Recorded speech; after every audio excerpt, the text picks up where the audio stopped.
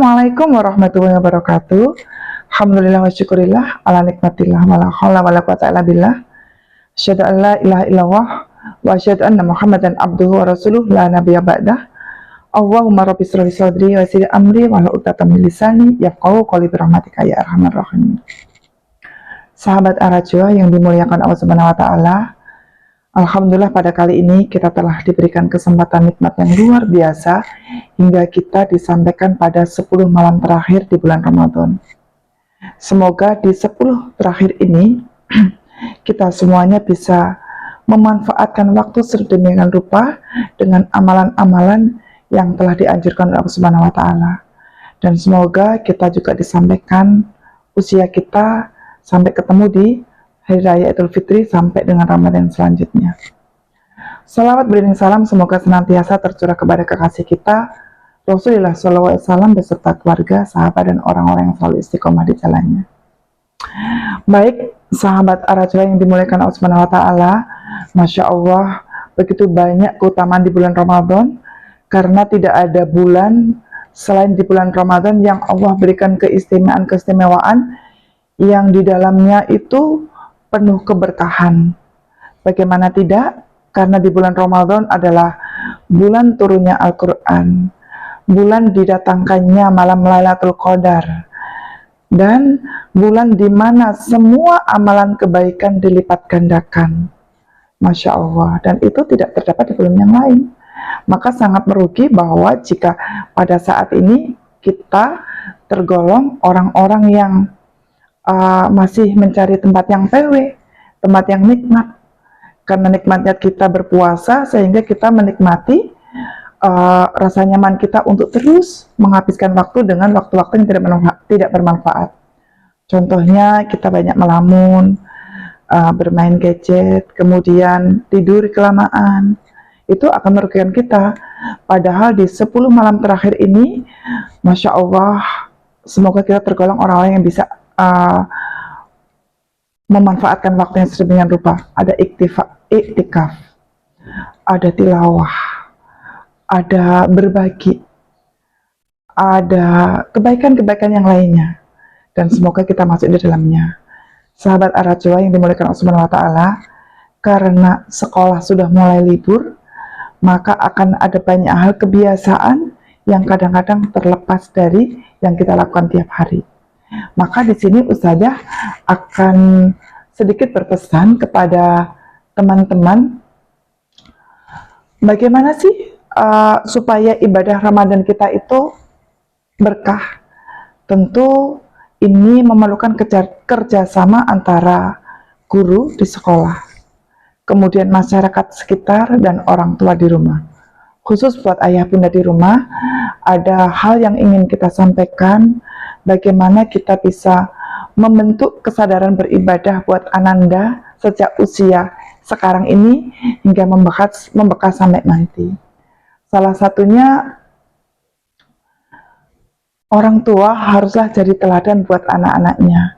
Di 10 malam terakhir ini, di 10 hari terakhir Ramadan ini, mari kita gunakan sedemikian rupa, kita menjadi aktor terbaik buat keluarga kita. Sehingga anak-anak keluarga kita itu bisa mencontoh kita apa yang kita lakukan. Seperti yang dicontohkan oleh Abu Bakar As-Siddiq, bagaimana beliau menjadi teladan dan ketulusan dalam keikhlasan dalam mendidik anak-anaknya. Masya Allah. Itu ada banyak hal yang kita ketahui bahwa ketulusan Abu Bakar dalam mendidik anaknya, bagaimana harus beribadah, salat tepat waktu, contoh-contoh yang lain itu banyak. Jadi di sini jadilah teladan yang baik bagi anak-anak dalam hal beribadah dan berperilaku terhadap sesama.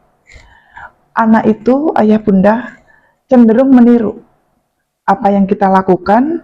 Kalau kemudian hari ini atau esok lusa, pasti dia akan meniru.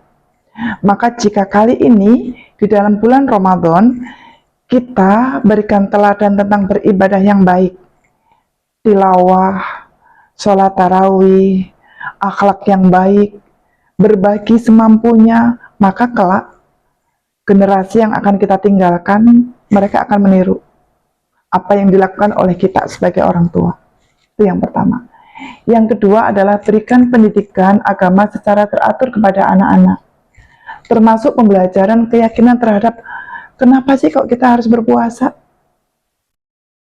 Nah, kalau kita sebagai orang tua tidak bisa menjelaskan apa yang kita kerjakan saat ini tentang kewajiban sebagai seorang muslim kepada anak-anak, maka dengan mudahnya anak-anak kita nanti meninggalkan berpuasa, meninggalkan puasanya ketika tidak di hadapan kita. Maka banyak cerita ketika anak-anak di luar sana bermain kehausan, dia akan minum. Kan nggak ada ayah bunda, nggak dilihat. Tetapi kalau kita sudah mengajarkan keimanan yang mendasar kepada anak-anak kita, sudah diberikan juga yang ada di sekolah, kemudian yang di rumah menguatkan, maka dilihat maupun tak terlihat oleh mata kita, anak kita sudah tahu bahwa ibadah berpuasa adalah kewajiban seorang muslim yang berurusan langsung dengan Allah Subhanahu wa Ta'ala. Itu keyakinan yang mendasar. Tidak ada dusta di antara kita dan anak-anak, dan tidak ada dusta antara bunda dan anak-anak bunda atau ayah bunda sekalian. Itu ya. Jadi pendidikan yang mendasar itu penting. Yang ketiga adalah ajak anak-anak untuk berdoa bersama keluarga. Ini adalah habit yang baik, kebiasaan yang baik. Ketika kita mengajak mereka untuk berkomunikasi melalui doa bersama, tilawah bersama, maka itu akan dijadikan kebiasaan mereka.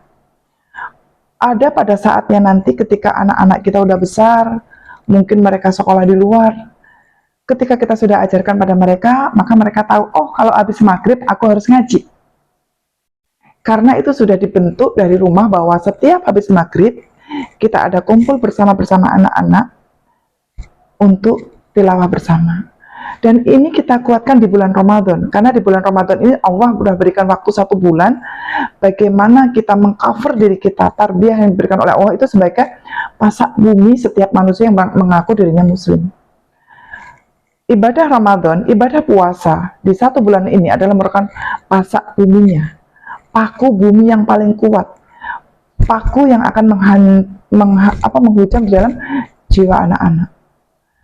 Ketika kekuatan itu sudah ada, maka insya Allah tidak akan banyak keresahan buat kita sebagai orang tua ketika anak-anak kita keluar dari rumah. Jadikan anak-anak yang membuat pandangan kita itu sejuk, sehingga anak-anak kita betul-betul menyejukkan pandangan kita sebagai orang tua. Pandangan beribadahnya bagus, akhlaknya bagus, Masya Allah. Adab dulu, baru ilmu. Salah satu cara lain adalah menceritakan kisah-kisah sejarah kepada anak-anak kita, sejarah tentang Rasulullah, sahabat Nabi. Karena tanpa kisah, anak-anak kita tidak akan bisa mencontoh. Pada saat ini banyak tokoh-tokoh Islam yang sedang beredar di antara kita.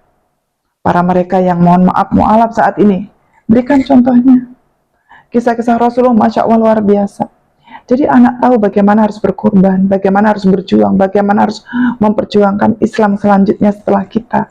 Kalau hari ini kita berjuang supaya anak-anak kita bisa berdoa seperti kita, maka ada upaya supaya anak-anak kita nanti juga akan meneruskan apa yang sudah kita lakukan.